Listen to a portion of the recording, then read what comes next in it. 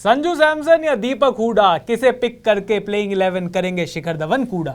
ये आप कैसे सोच ले? तो पहले मेरे को ये बताओ, शिखर धवन टीम नहीं सोच पा रहे, वो चीज अलग है। आप ये कैसे सोच रहे हो? ये स्टार्टिंग में गालिब कहां से आ जाते हैं? शिखर धवन देखो कूड़ा करने वाले हैं, क्योंकि उनको जो टीम दी गई है वो इस तरीके की है, क्योंकि अब उनके सामने जो सबसे बड़ा जो सवाल है वो ये है कि दीपक हुडा को लें या संजू सैमसन को लें।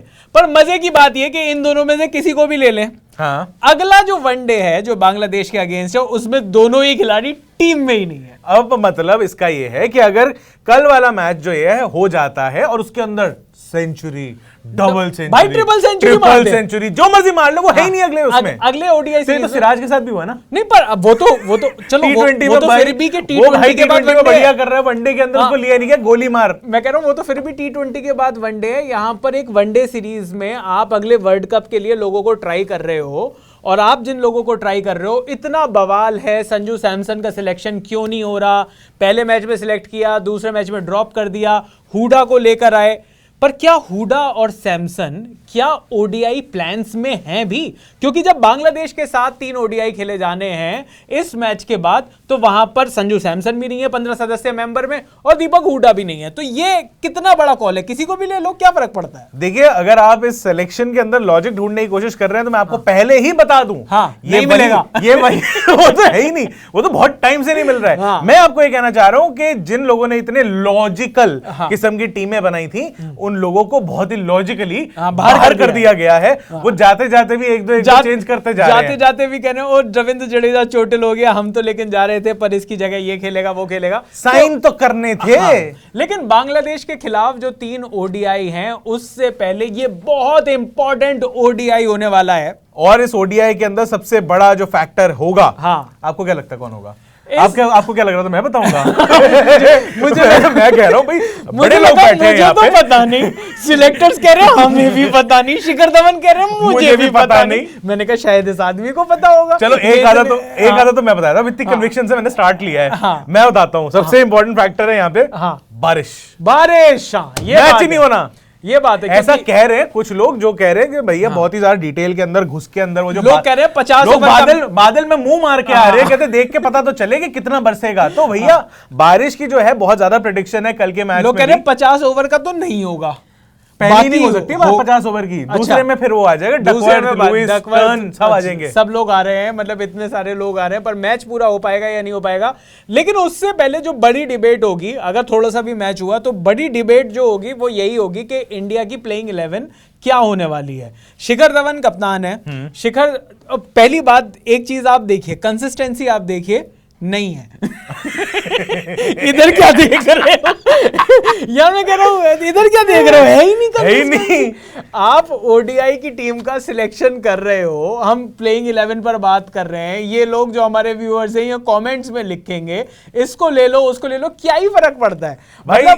कोई किसी को नहीं ले रहा है, कोई लेनी देनी ऐसी चीजें नहीं हो रही है, सिर्फ लॉजिक की लेनी देनी हो रही है। सिलेक्टर्स कह रहे हैं ओनली कैश। मतलब वो कह रहे हैं कि कुछ और नहीं, भूल चूक लेनी देनी ये सब अब वो हम बार्टर वाटर नहीं करते, उधारी नहीं चलेगी यहाँ पे। अभी सिलेक्शन कमेटी के बारे में भी बड़े बड़े नाम आ रहे हैं कि काफी सारे लोगों ने अपने नाम दिए हैं। हमारे साथ मैंने कई बार उनका इंटरव्यू भी किया है, अतुल वासन जी का भी नाम आ रहा है, उन्होंने भी सिलेक्शन कमेटी में अपना वो दिया है। तो मैं कम से कम अपनी जान पहचान है उनसे पूछ लूंगा मैं कि अगर वो बन जाते हैं सिलेक्टर तो कम से कम ये कह तो पाएंगे सूत्रों के हवाले से अगर खबर आई है तो एक्चुअली बहुत बढ़िया सूत्र है। आप समझ जाना कि हमारे सूत्र कौन से हैं। मतलब मेरी उनसे डायरेक्ट बातचीत है, मैं अगर वो सिलेक्टर बनते हैं तो खुल के मत बोलो, पता चला बातचीत बंद कर दी। ये वाली बात भी है। लेकिन अच्छे बड़े लोग तो अभी जो भी सिलेक्टर्स बनेंगे उनसे ही पता चलेगा कि उनका रोड मैप क्या है, क्योंकि इन सीरीज से जो न्यूजीलैंड के अगेंस्ट खेली गई 3 T20 मैच की सीरीज और 3 वनडे की सीरीज से कुछ नहीं समझ में आ रहा कि टीम इंडिया क्या सोच रही है। भाई जब T20 सीरीज थी तो आपने संजू सैमसन को मौका नहीं दिया, उमरान मलिक को आपने मौका नहीं दिया। आपने अब मौका संजू सैमसन को दिया ओडीआई में जाकर, एक पहला ओडीआई में। अब अगली जो 3 ओडीआई की जो सीरीज है उसमें आपने संजू सैमसन को खिलाना नहीं है।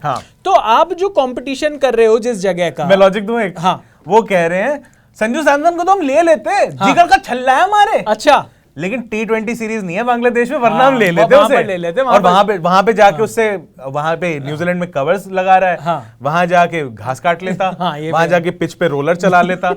कर लेता कुछ ना कुछ। संजू सैमसन कुछ ना कुछ सबका साथ सबका विकास। आधे लोग ये कह रहे हैं कि संजू सैमसन को पता है क्या करना चाहिए, संजू सैमसन को यूएसए जाकर यूएसए की टीम में शामिल हो जाना चाहिए, वहां पर मौका मिल जाएगा। आई लव यू उन्मुख चंद। तो भाई संजू सैमसन कल पिक हो सकते हैं, मतलब एक बड़ी डिबेट है।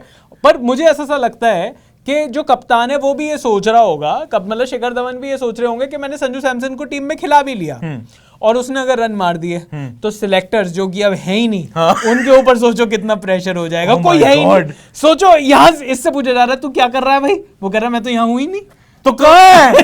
कहाँ है? तो मतलब और फिर बीसीसीआई की खिल्ली उड़ेगी।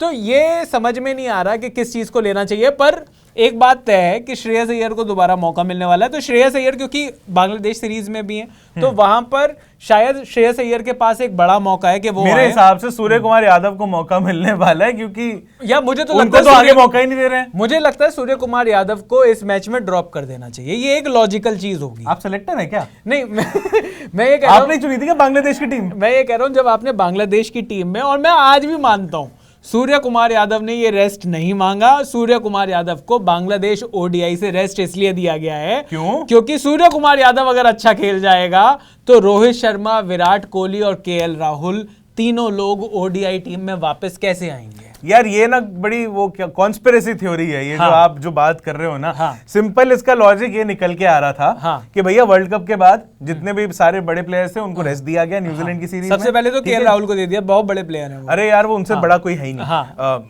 क्या लेकिन उसके आगे आप फिल इन द ब्लैंक कर लो। खैर मैं ये कह रहा हूँ कि बड़े प्लेयर्स को रेस्ट दिया गया, ठीक है जी। T20 सीरीज के अंदर अब हार्दिक पांड्या कैप्टन थे, अब उनको भी रेस्ट दे दिया गया। अब इस ओडीआई सीरीज के अंदर आपके पास सिर्फ सूर्य कुमार यादव बचते हैं, जो वहां से बचते हुए यहाँ पे आ रहे हैं सीनियर खिलाड़ियों के। एक और बच गया भाई। नहीं एक और बच गया, ऋषभ पंत भाई, वो बचा हुआ है यार। ऐसे तो हर्षदीप सिंह भी कह सकते हो, पर ऋषभ, ये कोई बात होती पर है? मैं कह रहा हूँ ऋषभ पंत बचाओ। ऋषभ पंत को रेस्ट नहीं लेना दे रहा, ना वो खुद रेस्ट ले रहा, ना वो फैंस को रेस्ट लेने दे रहा। वो अपनी परफॉर्मेंस। मैं ये कहना चाहता हूँ सीनियर खिलाड़ियों की यहाँ पे बात हो रही है, तो सूर्य कुमार यादव को कह रहे भाई तू। सूर्य कुमार यादव सीनियर हो गए अब।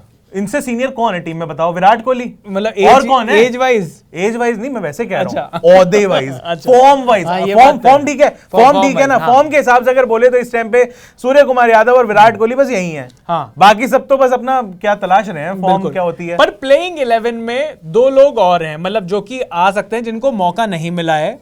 एक है ईशान किशन और एक है कुलदीप यादव। कुलदीप यादव अच्छा को पूरे न्यूजीलैंड सीरीज में मौका मिलेगा, कुलदीप यादव को मौका मिलेगा। सबको यार क्या कप्तान कह रहे थे कि सबको मौका मिलना चाहिए, तो मैंने कहा कुलदीप यादव को ऑस्ट्रेलिया नहीं लेकर गए थे वर्ल्ड कप के लिए, पर न्यूजीलैंड में 3 T20 मैच में भी थे, 3 ओडीआई मैच में भी वो 15-16 मेंबर टीम में, लेकिन उनको मौका नहीं मिल रहा। मैं ये कह रहा हूं कि अगर किसी को ऑस्ट्रेलिया नहीं ले जा पा रहे आप किसी भी कारणवश, उसको न्यूजीलैंड घुमा दो, वो तो आप आधा दर्द कम हो जाता। हमें ले जाते न्यूजीलैंड, हमारा आधा दर्द कम हो जाता। सीधे बोलो ना, मतलब इधर उधर घुमा घुमा के क्यों बोलते हो? ऐसे बोलो अपनी बात कर रहा हूं, अपनी बात कर रहा हूं।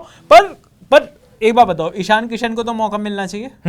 क्या कह रहे हो? कहो कि हाँ मिलना चाहिए। नहीं है तो नहीं ना। कौन नहीं है? ईशान किशन दिख रहा है यहाँ पे टीम में ही नहीं है क्या? यार इतने चेंजेस हो रहे हैं क्या? यहाँ पे नाम पढ़ लो एक बार। यहाँ पे संजू सैमसन दिख रहा है आपको। अच्छा, यहाँ पे आपको दिख रहा है विकेट कीपर ऋषभ पंत दिख रहा है आपको। विकेट कीपर तो ऋषभ पंत ही है, लेकिन हाँ तो मतलब संजू सैमसन भी तो है ना रिजर्व में। हाँ तो ईशान किशन है। ईशान किशन वो खेल के गया। ईशान किशन वनडे टीम में है बांग्लादेश खेलेंगे वहां पर, मतलब वहां पर 12th man, 13th man, 14th man या 15th man, 16th I think 16th। तो भैया तो चलो कल की टीम बना लेते हैं। प्लेइंग 11 क्या क्या हो सकती है? मुझे लगता है ओपनिंग तो मैं शुरुआत मतलब आप अपने एक एक करके सारे नाम जो हैं वो गिनाना शुरू करना, लेकिन उससे पहले एक स्टेटमेंट मैं ये देना चाहूंगा कि भैया सेकंड मैच जो था वो धुल गया था, नो रिजल्ट, उसमें किसी का कोई मौका नहीं लगा था। ये स्टेटमेंट दे रहे हो तुम, ये तो फैक्ट है। लेकिन हाँ स्टेटमेंट अब आता है। अच्छा यार आप ना बीच में आप ना रोक देते हो, फ्लो खराब हो जाता है। तो ये जो हुआ है, अब इसमें थर्ड मैच आ रहा है।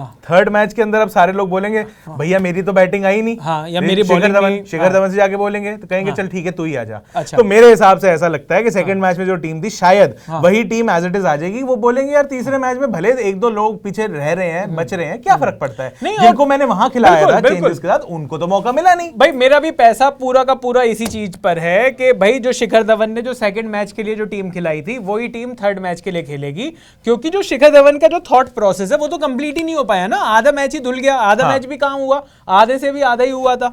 तो उस हिसाब से जो ओपनर्स हैं हमारे शुभमन गिल और शिखर धवन, जो कि प्लेइंग 11 के लिए खेल रहे हैं टीम इंडिया से ज्यादा, तो तो वो बरकरार रहेंगे। नंबर 3 पर सूर्य कुमार यादव, नंबर 4 पर श्रेयस अय्यर, ठीक है ना, और नंबर 5 पर ऋषभ पंत, ऋषभ वाइस पंत कैप्टन है, he is very important. Hardik Pandya, he is very important. और हार्दिक पांड्या तो है ही नहीं यार, मैं महज की टीम ही भूल गया हूँ। हार्दिक पांड्या छुट्टी पे जा चुके हैं, वो कह रहे थे, दीपक हुडा, वो इतनी बड़ी प्रेस कॉन्फ्रेंस बोल के गए हैं, मेरी टीम है, मेरी टीम है, मुझे लगा कि वाकई वो उन्हीं की टीम। उसके बाद वो ये भी बोल रहे थे कि मेरा घर पे बच्चा है, मेरे को टाइम बिताना है घर पे।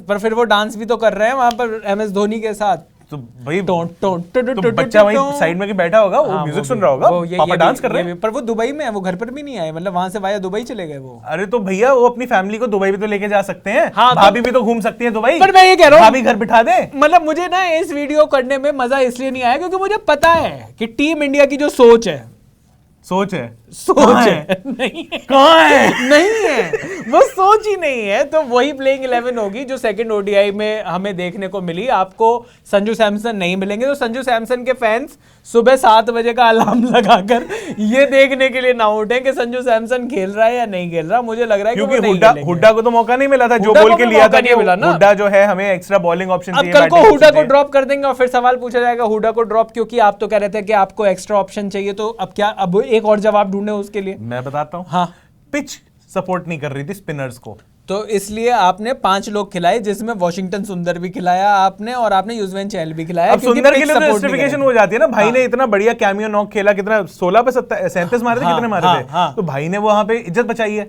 तो भाई को कैसे छोड़ दे पीछे? ये बात तो है। तो वो तो पहले मैच की बात हो गई ना, पहले मैच में तो सैमसन ने भी, दूसरे में तो बारिश ने इज्जत बचाई है ना, वहां पे भी तो हारना ही था।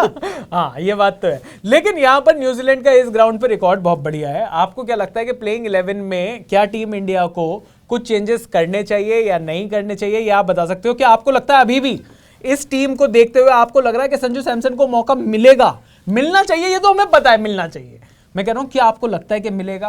क्या आपको लगता है दीपक हुडा और संजू सैमसन में से अगर फिर से एक आदमी चुनना हो तो वो किसे चुना जाना चाहिए? KL राहुल। आपका जो जवाब वो आप कमेंट बॉक्स में लिख सकते हो। यार मेरा चॉइस बस यहाँ पे ही रहेगा, उसके बाद हम वीडियो को खत्म भी कर सकते हैं। हाँ, kulcha, I need that kulcha back, being a Delhiite, Delhi वाला होने के खातिर छोले कुलचे खिला दो यार। ये युजवेंद्र कुलचा चाहिए, कुलदीप यादव और युजवेंद्र चहल की वो जो जोड़ी है, किसकी जगह खेलनी चाहिए कुलदीप यादव? वो आप अपने आप देख लो किस छोले को बाहर निकालना है। मुझे कुलचा चाहिए। नहीं, आप बताओ ना किसको बाहर निकालोगे आप? किसको बाहर निकालना? दीपक चाहर को आप बाहर नहीं निकाल सकते, बड़ी मुश्किल से अंदर आया है। अर्शदीप को निकालो भाई, यार रन खा रहे यार, अर्शदीप भाई रन खा रहे हैं वो वनडे के हिसाब से वो। बट आई वांट कुलचा यार। हाँ, इनको कुलचा दीजिए। आपको कुछ और चाहिए हो, इनको तो कुलचे चाहिए, पर आपको क्या चाहिए ये आप कमेंट बॉक्स में लिख सकते हो। कैसी होनी चाहिए टीम इंडिया की प्लेइंग 11 तीसरे ODI के लिए न्यूजीलैंड के अगेंस्ट, ये आप कमेंट बॉक्स में लिख सकते हो। मेरा नाम है चैन रस्तोगी, मैं हूं अभिषेक मनचंदा और आप देख रहे हैं अनकट।